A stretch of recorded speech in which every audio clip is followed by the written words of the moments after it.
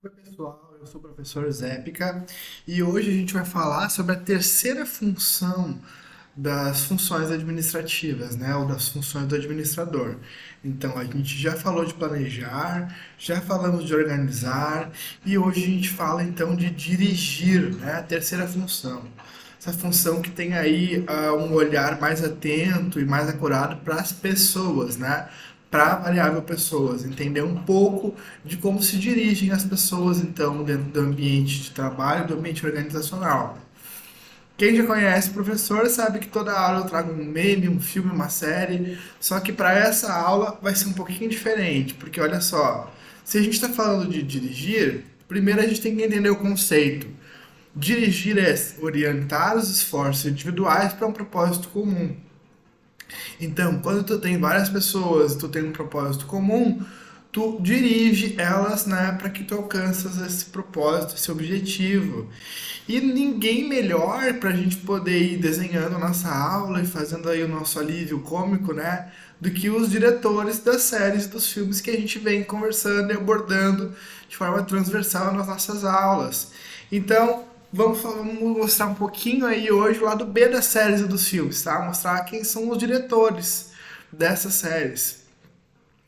Para isso está aqui o nosso roteiro, a gente vai falar então de fundamentos de direção, entender o conceito que a gente colocou agora, falar um pouquinho da teoria X e Y do McGregor, né, que é um pontapé inicial para se entender a questão da direção e do comportamento humano. Depois a gente fala tanto de comportamento individual quanto de comportamento em grupo, né? Os dois estilos de comportamento dentro das organizações. Falamos de motivação e a gente fecha a nossa aula ficando a deixa aí para a aula de liderança, que vai ser o nosso próximo conteúdo, tá? Então, gente, a gente não pode esquecer da teoria XY do David McGregor, né? O que ele vai dizer? Ele vai dizer que existem duas pessoas separadas em dois grupos, né? As pessoas são ou de teoria X ou de teoria Y. As pessoas de teoria X são preguiçosas, são indolentes, evitam o trabalho, não querem tomar iniciativa, não querem ser criativas, não querem criar nada. Em resumo, essas pessoas não estão a fim de trabalhar, elas só querem fazer o mínimo para terem segurança no ambiente de trabalho, não serem demitidas, receber o seu salário. É sobre isso e tá tudo bem. Essas pessoas, elas não vão ser automotivadas, não vão buscar aí desafios, responsabilidades, né? Então tu precisa ter uma força maior, uma mão mais forte na direção dessas pessoas, no direcionamento dessas pessoas. Já é bem o oposto do que enxergar as pessoas como teoria Y, né? Então as pessoas em teoria Y, elas são esforçadas, elas gostam de fazer o que elas fazem, elas é natural trabalhar para elas, né? Elas estão sempre buscando responsabilidade, desafio, são autodirigidas, elas são criativas, elas querem fazer algo novo, querem criar, querem desenvolver. Então as pessoas em teoria Y, elas são pessoas que muitas vezes o líder, né, a pessoa que está dirigindo, ela não tem grandes trabalhos com essa pessoa, né? Ela direciona, ela aponta o caminho e a pessoa trabalha por si mesma, ela é motivada. Já o cara de teoria X não, né? Tem que estar o tempo todo ali na volta, empurrando, apontando, direcionando. Então, perceber as pessoas dessas duas formas é imprescindível para que a gente possa entender as abordagens que vão vir de análise de comportamento individual e de comportamento em grupo dentro da direção, tá? Dependendo do autor, dependendo do olhar que ele faz, ou ele olha as pessoas como uma teoria X, ou ele olha as pessoas como teoria Y. E a gente vai desenvolvendo aí alguns comentários sobre essas abordagens e teorias, tá?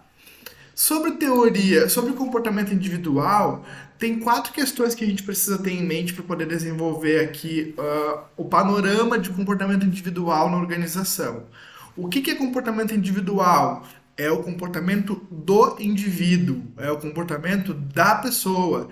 Cada pessoa tem o seu comportamento, cada pessoa tem a sua sentença de vida, as suas ideias, os seus pensamentos.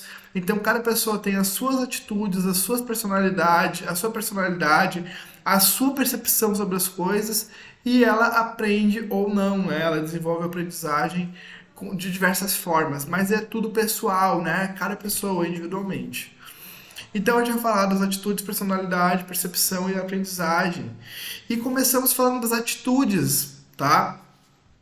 Então, as atitudes são as predisposições que os indivíduos têm perante objetos, pessoas, situações ou eventos, né? Então, assim, as atitudes são as atitudes mesmo da pessoa no ambiente de trabalho, né? Como que ela tem atitude, como que ela se posiciona, o que que ela faz, o que que ela faz na companhia dessa pessoa, o que que ela faz neste evento, o que que ela faz nessa situação. Então, quais são as atitudes das pessoas, né? Dentro do ambiente de trabalho. Às vezes a pessoa pode ter uma atitude favorável a alguma coisa ou desfavorável a alguma outra. Então, entender as atitudes das pessoas no ambiente de trabalho é a primeira questão de entender comportamento individual. E esse cara que está aí é o diretor de Supernatural, o Kim Manners. Então, mostramos aí o primeiro diretor, tá? Quando a gente fala de atitudes, a gente precisa entender componentes das atitudes e tipo das atitudes. Então, assim, os componentes das atitudes são componentes cognitivos, afetivos e comportamentais. Componentes cognitivos são as crenças, opiniões, informações. É aquilo que a pessoa acredita no ambiente de trabalho com relação a alguma coisa. É como se a pessoa pegasse e dissesse assim, ó, ah, o meu trabalho é desafiador, o meu trabalho é interessante, o meu trabalho é legal, eu gosto do meu trabalho. O que que ela está emitindo? Está emitindo uma opinião, está emitindo uma crença sobre o seu trabalho, tá? Quando a gente fala de componente afetivo, a gente já está levando para uma questão de emoções e sentimentos. É como se a pessoa esboçasse ali a relação de gostar ou não gostar do trabalho, de amar ou não amar, ou até mesmo de odiar o trabalho, né? Então aqui, componente afetivo seria quando a pessoa diz assim, ah, eu gosto do meu trabalho, eu amo o meu trabalho, eu odeio o meu trabalho, tá? São componentes afetivos aí das atitudes. E componentes comportamentais são as intenções comportamentais diante das questões de atitude. Então, assim, ó, eu posso, lá no cognitivo, né, pensar assim, ah, meu trabalho me desafia, meu trabalho é interessante. Aí, num componente afetivo, por isso eu gosto do meu trabalho. Por isso eu acho que eu amo o meu trabalho, eu gosto de trabalhar. E na intenção comportamental, então eu vou trabalhar muito essa semana para mostrar que eu tenho comprometimento com o meu trabalho. Então eu vou trabalhar muito esse mês para mostrar que eu tenho comprometimento. Então percebe que a gente sai de uma questão de opinião, de sentimento e vai para uma questão de atitude, efetivamente. Essa é a atitude, é a questão comportamental. Os gestores, especificamente, estão interessados no componente comportamental, né? Na intenção, na atitude. Mas a atitude e a intenção ela só vai acontecer movida pelos outros dois eixos, tá?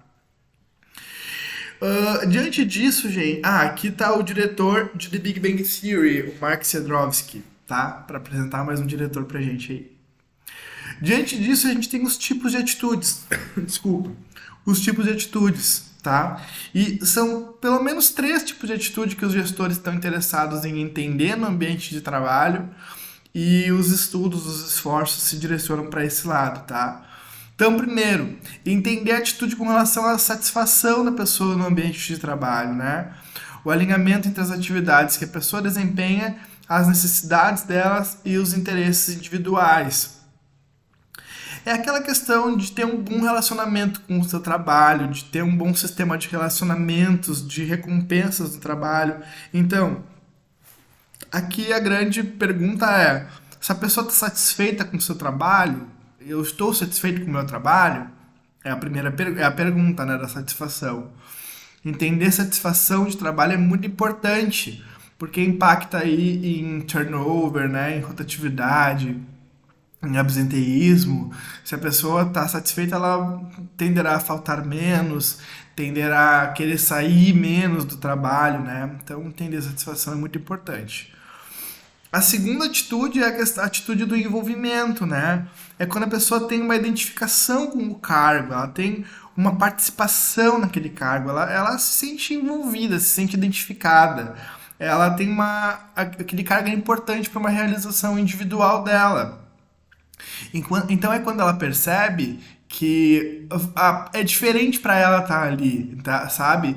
Não, eu faço diferença nesse ambiente do trabalho, eu preciso estar aqui, eu sou eu sou valorizado, eu sou bem visto, eu tenho um envolvimento com o meu cargo e a organização também me percebe assim dessa forma, né? Me valoriza.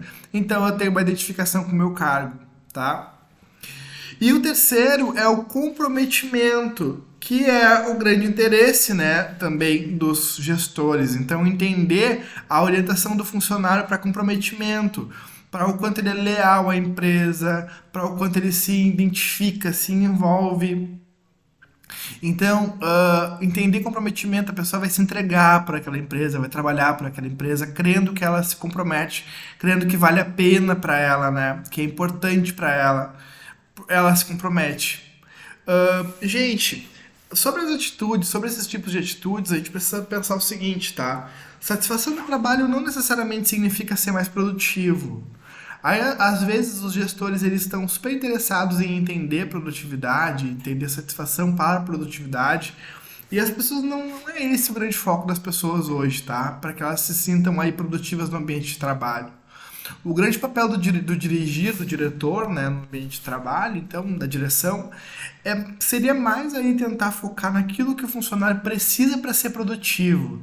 Então, conversar com o funcionário, tentar entender o que ele precisa para ser produtivo e prover aí esse suprimento necessário, seja de tecnologia, de questões ergonômicas do trabalho, suprimentos, qualificação, auxílio, né, de pessoas para auxiliar ele, não sei. Mas essa atitude do gestor, da direção é mais importante, ela impacta mais na produtividade do que outros aspectos, tá? E aqui eu trouxe a foto de outro diretor, eu trouxe do Henrique Segoviano, que é o diretor de Chaves, tá? De El Chave. Muito, muito séria e novíssima, né, gente? Fechamos então essa parte onde a gente fala de atitude e a gente pode falar de personalidade, tá? Personalidade são esses traços, né? Ou melhor, essas características psicológicas que diferenciam pessoas das outras. Então, assim, cada pessoa tem a sua personalidade, tem seus traços de caráter, né?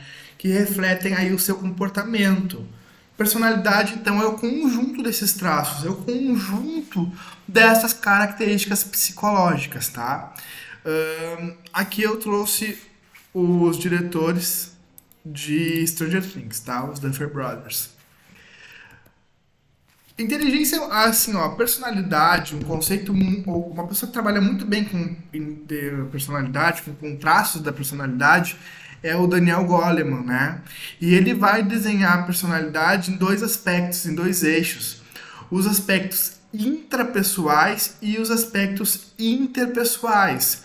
Então, assim, ó, a personalidade se desdobra em aspectos intrapessoais quando tem a ver com aquilo que tu faz mais em relação a, a ti mesmo, tá? Do que em relação aos outros. Então, o intrapessoal ele tem esse aspecto de eu, né? De eu. Então, assim, ó, intrapessoal, os componentes de autoconhecimento, de autocontrole das emoções, né? Então, como que eu me compreendo, eu me entendo, eu me coloco, eu me controlo em prol do meu próprio benefício. Se eu me conheço, eu consigo tomar atitudes melhores, né? Ou eu consigo me prevenir de algum tipo de atitude que eu possa tomar ou algo do gênero. Essa questão do intrapessoal é me conhecer, saber quem eu sou, conhecer os meus traços de personalidade para lidar comigo mesmo. Já a questão do interpessoal é essa questão com o outro, né? Então, quando eu consigo me conectar com o outro, quando eu tenho empatia, né? O conceito de sintonia emocional com o outro, quando eu consigo compreender a natureza, as motivações dos outros.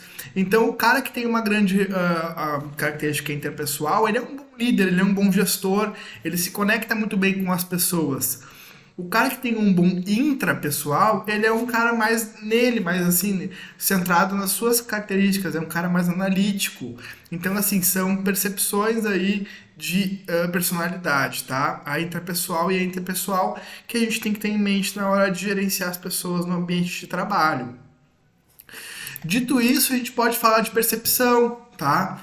Então, assim, a percepção é o quê? O processo cognitivo por meio do qual as pessoas organizam e interpretam as suas impressões sensoriais. Gente, cada pessoa tem a sua forma de interpretar aquilo que enxerga, de interpretar a sua realidade, de interpretar aquilo que vê, tá? E a percepção, então, é esse processo cognitivo onde as pessoas vão fazer essa interpretação da sua realidade. E interpretar a realidade de forma diferente geram comportamentos diferentes, tá? Então, por isso que muitas vezes o mesmo fato impacta várias pessoas de uma forma, impacta outras de outra, porque cada pessoa tem a sua percepção. E aqui eu trouxe o diretor Sam Esmail do Mr. Robot, tá? Com relação à percepção então são esses atalhos que o gestor tem para poder fazer a leitura do ambiente, porque ele não consegue realmente fazer a leitura do ambiente de uma forma completa. Ele faz essa leitura baseado nessas interpretações de percepção.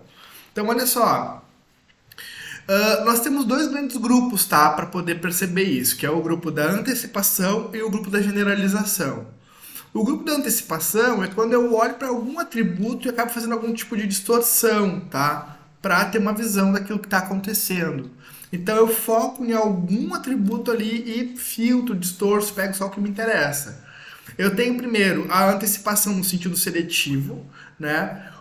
A antecipação no sentido seletivo é quando o diretor, o gestor, ele seleciona alguma coisa daquela pessoa, né? Ou daquele ambiente, ou daquela situação, para reforçar uma convicção que ele já tinha antes, né? E tira fora aquilo que não confirma a opinião dele.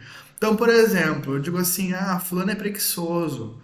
Só que assim, de repente fulano não é. Mas eu pego alguma parte, alguma questão ali do fulano ter atrasado alguma coisa, ou ter em algum momento, né, alguma coisa naquele sentido, e eu filtro tudo aquilo que mostra que fulano não é preguiçoso, mas eu fico só com a informação seletiva.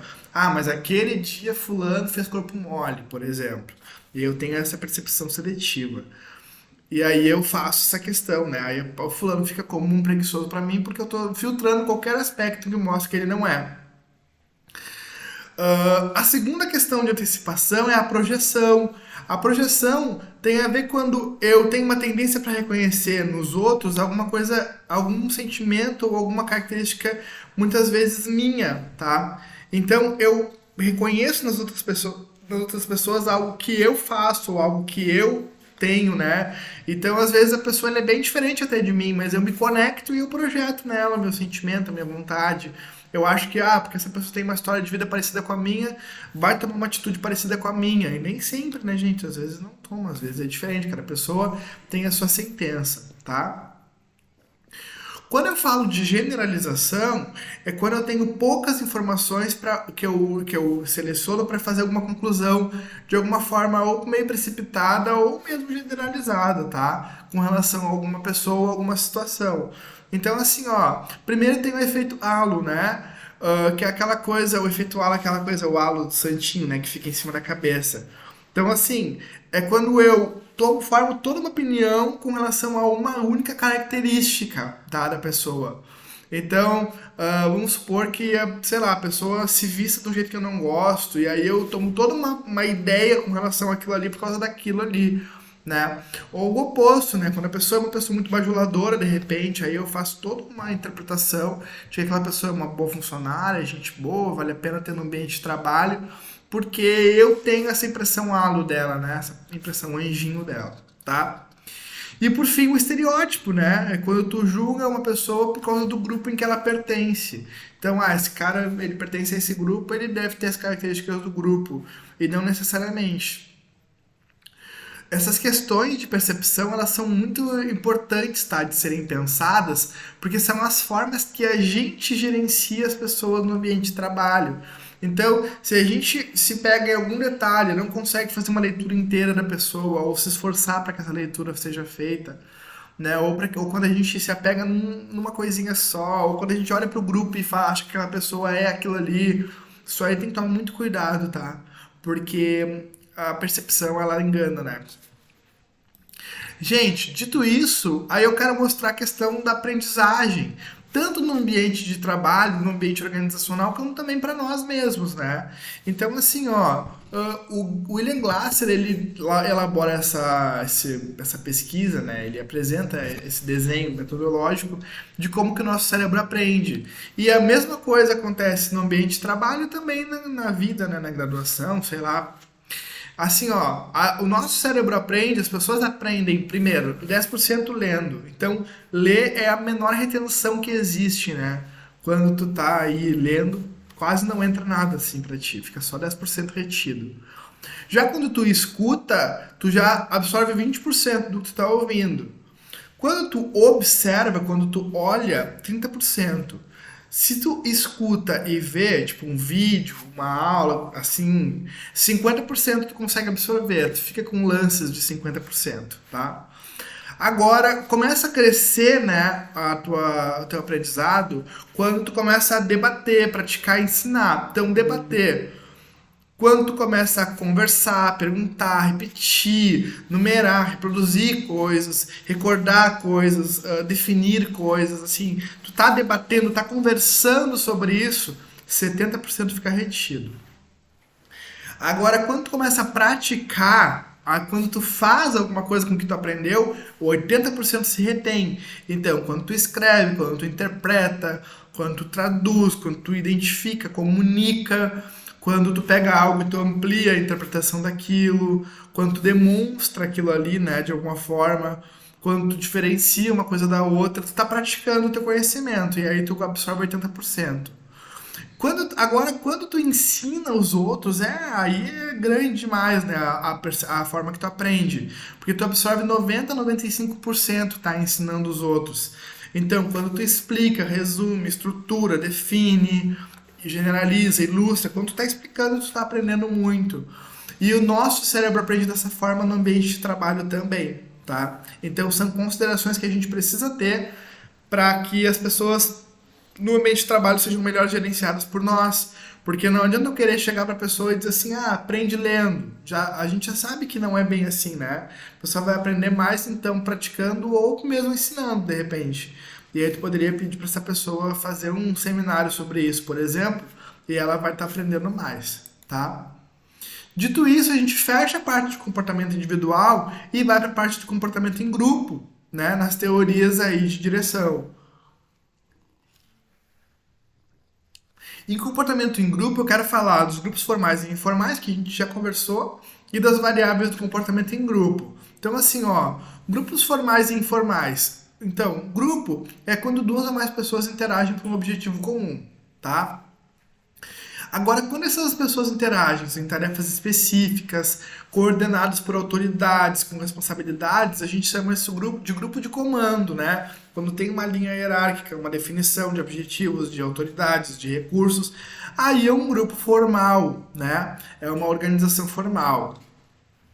Agora, quando esses grupos eles surgem do nada, né, naturalmente nas organizações, por questões que não são instrumentais, né, do tipo, por convívios, por questões sociais, de afeto, de interesse, esses grupos informais, eles impactam também, né, na questão da organização, esses relacionamentos entre as pessoas.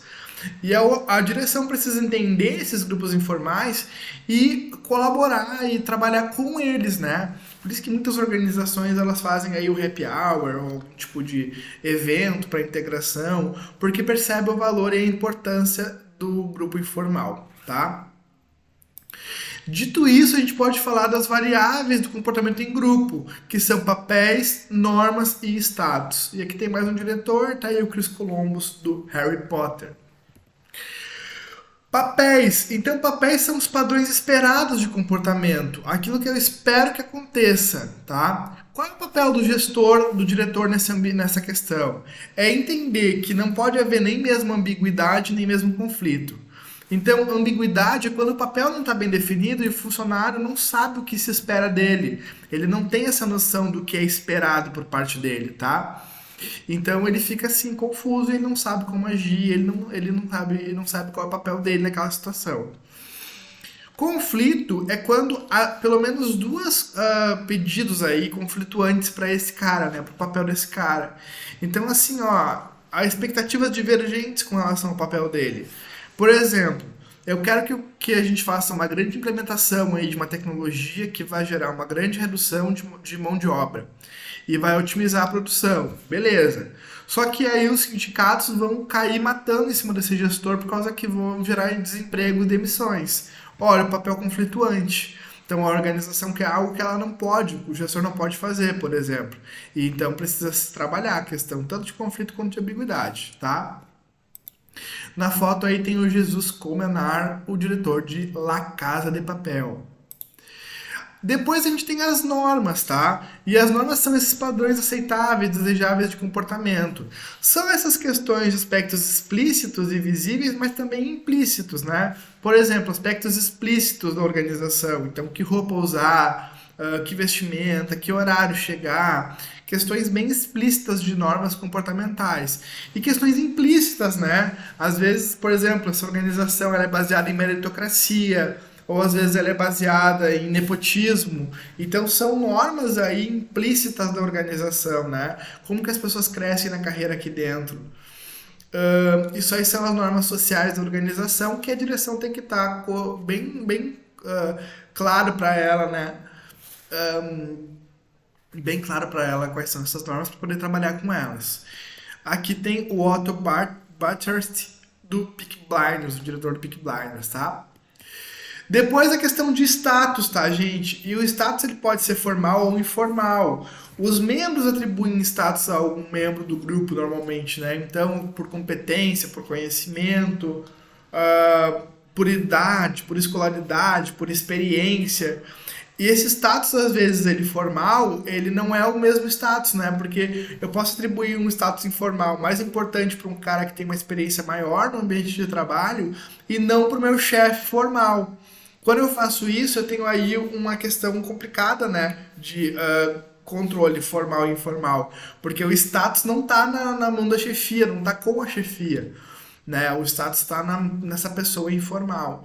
E aí, então, o papel da direção vai ser tentar construir esse status em cima da figura formal e não deixar ele se desenhar, né?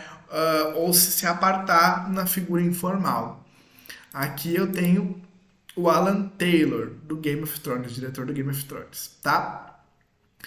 Dito isso, a gente fecha essas teorias e a gente entra em teorias de motivação, tá? E as teorias de motivação, elas são extremamente importantes para fazer a direção no ambiente de trabalho, né? Porque assim, ó, a motivação, primeiro de tudo, a necessidade individual do indivíduo, né, a necessidade da pessoa, ela é uma. Já o que a organização requer é outra coisa. Então, o objetivo da organização é um e o objetivo do indivíduo é outro. E aí o administrador, nesse papel da direção, ele vai ter que o quê? Compatibilizar os dois objetivos, tá? E não é fácil, tá, gente? Para isso, ele precisa entender motivação. E precisa entender motivação para poder tomar suas atitudes. Motivação, então, vai ser esse conceito de a predisposição individual para exercer esforços que busquem o alcance de metas organizacionais, condicionada pela capacidade desses esforços satisfazerem simultaneamente alguma necessidade individual. Dito de outra forma, então, entender motivação é entender qual é o objetivo individual dessa pessoa e tentar aproximar isso do objetivo da organização, tá? Dito isso, gente, a gente tem três aí eixos para enxergar motivação, tá? Motivação pela perspectiva de conteúdo, motivação pela perspectiva de processo, motivação pela perspectiva de reforço. Quando eu falo de motivação pela perspectiva de conteúdo, eu preciso entender as necessidades internas que motivam as pessoas. Então, que conteúdo é esse que motiva as pessoas? E a gente tem a teoria das necessidades, né, do Maslow, a gente tem a teoria ERC, a teoria dos dois fatores, a teoria das necessidades adquiridas. Deixa eu mostrar elas aqui.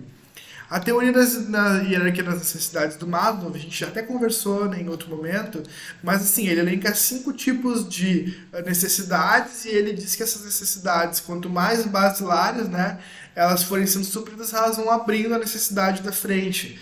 Então, assim que a necessidade fisiológica ela está suprida, daí abre a necessidade de segurança, que abre a necessidade de pertencimento. Então, ele faz esse caminho em direção ao topo, o topo é a autorrealização. Só que o Maslow vai dizer o seguinte, Para que tu tenha uma necessidade de autorrealização realizada, tens que ter a de estima, tens que ter a de pertencimento. Então é como se tu estivesse enchendo um copo, né? Só chega no ponto depois de encher a parte de baixo. Essa questão de enxergar de baixo para cima é a forma do Maslow, né? Enxergar necessidades. Já o Alderfer, né, o Clayton Alderfer, ele vai desenhar a teoria ERC. Então, existência, relacionamento e crescimento.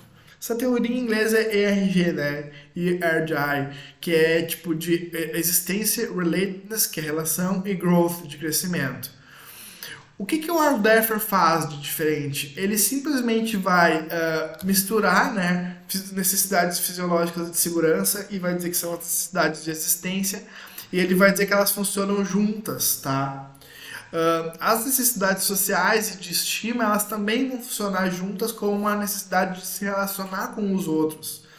E aí, a questão de autorrealização pro Alderfer, ela já não é algo sozinho, não é algo que tu faz sozinho. Tu precisa também ser aprovado pelas pessoas, ser visto pelas pessoas, né? Então, tu precisa da estima para que exista a autorrealização, a função de autorrealização.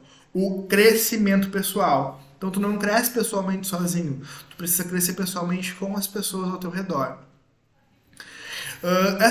O Alderfer, na realidade, é uma reorganização aí desse conceito maslowiano de motivação, tá? Mas é uma forma interessante também de enxergar, né? Depois a gente tem a teoria dos dois fatores, do Herzberg, né? Que a gente também já falou. Os fatores higiênicos, que eles são necessários para a motivação, mas eles não são suficientes e eles não motivam, né? Eles apenas permitem aí que a motivação possa acontecer, que esses fatores da organização, extrínsecos, então, do ambiente, questões aí do que a organização pode fazer pelo funcionário, e questões motivacionais. Esses fatores motivacionais, esses sim motivam, tá? Esses são fatores atrelados à função, atrelados ao cargo, atrelados à natureza do cargo. Então, esses fatores, eles estão de acordo com a pessoa, com o cargo da pessoa, tá? São aspectos de crescimento individual, reconhecimento profissional, tá?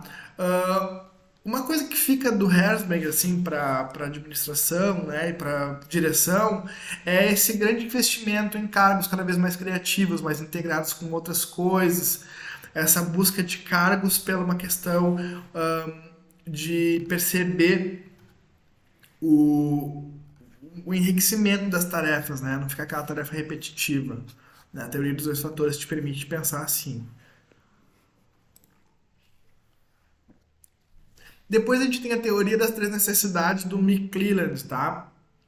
O McClelland ele vai colocar três necessidades adquiridas: a necessidade de realização, de poder e de afiliação. Necessidade de realização é aquela necessidade que nós temos, que a pessoa tem de se realizar no ambiente de trabalho. Então, de alcançar os objetivos, as metas, fazer o que tem que ser feito, né? De se realizar fazendo o que está fazendo. Então, chegar no objetivo proposto, conseguir chegar nesse objetivo, né? Competir de alguma forma com seus colegas e tipo, chegar numa posição melhor que eles, ser mais competente, então se realizar, ter essa questão de ser percebido. A segunda necessidade é a necessidade de poder, tá? Então a necessidade de poder é quando o cara tem uma necessidade de poder, de posição, de autoridade, de mando. Algumas pessoas têm isso, né? Tem essa necessidade de poder, de precisam mandar, precisam estar em posições altas de hierarquia. E tem um terceiro tipo de necessidade, que é a necessidade de afiliação, que é a necessidade de se dar bem com os colegas de trabalho, de ter bons relacionamentos com os colegas de trabalho, com os seus subordinados, com as pessoas, enfim, do teu trabalho, tá? Essas três necessidades, elas não necessariamente são excludentes. O que eu quero dizer com isso?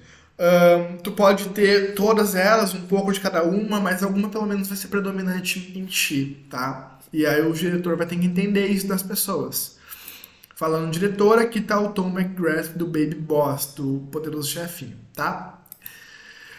Depois a gente vai para a perspectiva de entender as teorias da motivação pela perspectiva do processo. Agora eu quero entender como que acontece o processo de motivação dentro da empresa, dentro da organização. tá? E aí a gente vai ver isso por três teorias: a teoria da expectativa, a teoria da equidade e a teoria do estabelecimento de objetivos. A teoria da expectativa do Victor Vroom, basicamente é uma teoria que o funcionário se coloca pensando no se vale a pena ou não vale a pena se esforçar. Então, vale a pena eu me esforçar por alguma coisa? Se vale a pena, eu vou criar uma expectativa. Pô, eu me esforcei, eu tive um melhor desempenho, então eu vou ter uma expectativa de que sempre que eu me esforçar, eu vou ter um bom desempenho. E sempre que eu tiver um bom desempenho, eu vou ser recompensado. Então eu vou perceber, eu vou ter sempre uma expectativa de ter um bom desempenho para ter uma recompensa, né? O meu desempenho vai me trazer recompensas. E isso é a ideia de valência. Então, vale a pena eu me esforçar porque eu vou ser recompensado no final. Vale a pena eu me esforçar porque eu vou ter um bom desempenho e tendo um bom desempenho eu sou recompensado. Então, há uma valência. Vale a pena, né? As recompensas valem a pena. Essa é a teoria da expectativa, né? Teoria de recompensa pelo esforço. Depois a gente tem a teoria da equidade do Adams, do Stacey Adams, né? Do Stacey Adams. Então, assim, a teoria do Adams ele vai dividir três eixos, vai falar de recompensa, insumo e equidade. Recompensa é aquilo que a organização te dá, né? Pelo teu esforço, pelo teu trabalho. Então, aquilo que a pessoa recebe da organização, o reconhecimento, benefício, salário ou a punição, se for o caso, tá? O que é o insumo? O insumo é o que a pessoa dá para a organização. Então, aquilo que ela oferece o tempo, ela oferece o esforço, o talento, o desempenho, o comprometimento.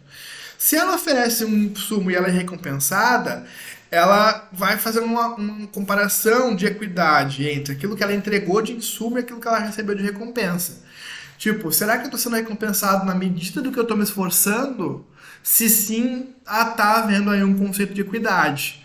Só que não apenas isso é visto, tá? Não apenas a relação do que eu entrego para aquilo que a organização me entrega, mas sim daquilo que o meu colega entrega e aquilo que a organização entrega para ele. Então, se eu estou sendo recompensado, mas eu me esforço mais que o meu colega, eu acho que e o meu colega recebe a mesma coisa que eu acho que tá havendo uma questão de não equidade, né? Não está sendo igual. Então eu me sinto desmotivado, eu acabo baixando a minha expectativa, eu acabo baixando a minha motivação, tá? E aqui tá o Boninho, né? O diretor do BBB. Depois a gente tem a teoria do estabelecimento de objetivos, tá?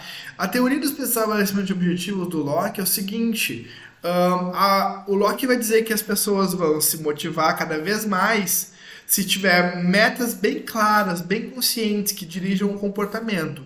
Se essas metas são claras, são aceitáveis, são desafiadoras, são quantificáveis, né? Tu consegue medir que tu tá alcançando essas metas, tu vai te sentir motivado, tu vai sentir, a motivação vai aparecer em ti, né? Só que para isso o teu chefe tem que estar o tempo todo te acompanhando, o chefe tem que estar o tempo todo acompanhando e também dando esse feedback, né? Te dando direcionamento, te dizendo, tá ok, não tá, tá legal, não tá. Então ele te dá esse feedback preciso aí daquilo se tu tá atingindo ou não tá atingindo a tua meta. E isso estabelece também motivação para ti, tá? Aqui tá o Paul Schering, né? O diretor do Prison Break. Depois a gente fala da teoria do reforço, do Skinner, né? O Skinner, ele é um psicólogo conhecidíssimo assim na psicologia. E ele vai dizer que é o seguinte, que as pessoas se motivam ou motivam a alcançar algum objetivo baseado em uma questão de reforço do comportamento. Então, se faz um comportamento adequado e eu te dou uma recompensa, ou se faz um comportamento que não é adequado e eu te dou uma punição, tu vai ajustando o teu comportamento pelo reforço. E aí nós temos pelo menos 4 formas de fazer isso, tá? Primeiro, a questão do reforço positivo. Tu faz uma coisa adequada, que a organização gosta da que tu fez, acha adequada, ela te dá um reforço positivo, ela te dá uma recompensa. Então te dá um bônus no salário, te elogia, te dá um benefício, te dá uma participação em lucros. É a questão de reforço positivo para uma atitude desejada.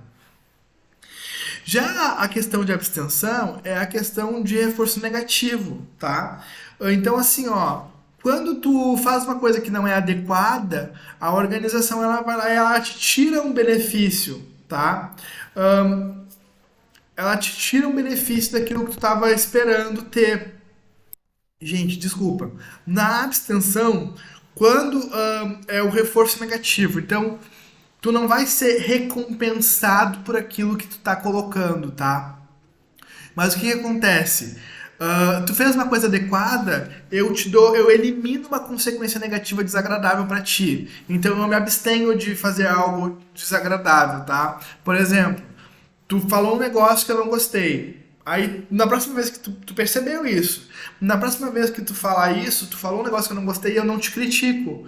É como se eu estivesse tirando aí o reforço negativo, né? Tirando uma questão de punição, por exemplo, social, eu dou um passo para trás, eu não te critico, eu não te sanciono. Eu vou me abstendo de te criticar, de te sancionar.